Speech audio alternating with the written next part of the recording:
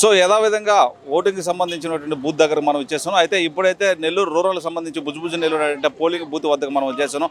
ఇక్కడ ఓటింగ్ అంతా కూడా సవ్యంగా జరుగుతున్నటువంటి నేపథ్యం అంతా కూడా మనం చూస్తున్నాం. అదేవిధంగా కొంతమంది ఇక్కడ ఉన్నారు స్థానికులు, వాళ్ళు అడిగి మనం తెలుసుకుందాం. సార్ నమస్తే, ఎలా జరుగుతుంది సార్ ఇక్కడ పోలింగ్ అంతా? పోలింగ్ బాగా ప్రశాంతంగా జరుగుతుంది. మాకైతే ఎక్కడ గొడవలు ఏం లేవు, సమస్యలు అనేది కూడా ఏం లేవు. బాగానే అరేంజ్మెంట్ చేస్తున్నారు అధికారులు కూడా, అందరూ కూడా.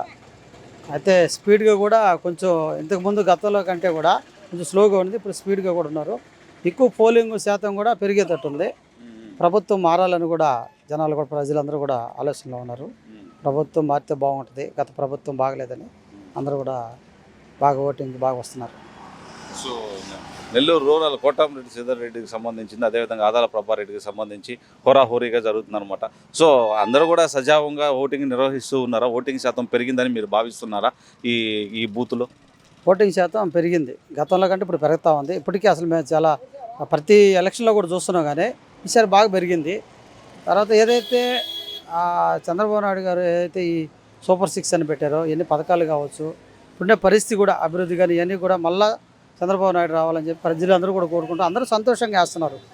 ఎవరు చూసినా కూడా ప్రభుత్వం మారాలనే మేము ఉన్నాం, ప్రభుత్వం ఈసారి మారితేనే బాగుంటుందని చెప్పి ఓట్లు వేస్తున్నారు.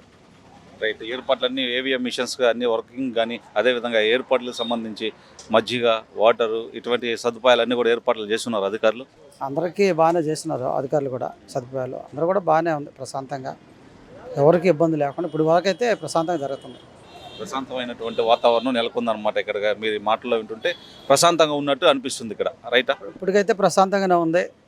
ఎక్కడ కూడా ఇప్పుడు దాకా ఎలక్షన్లో కూడా మేము ఇప్పుడు గెలవాలి, సమస్యలు ఏమి లేవు. ఎలక్షన్ 2 రోజులు 3 రోజులు అయిపోయిన తర్వాత మళ్ళీ అందరం బాగానే ఉంటాము, అందరం ఒకటేగా ఉంటాము. అందువల్ల ప్రశాంతంగా జరుగుతుంది.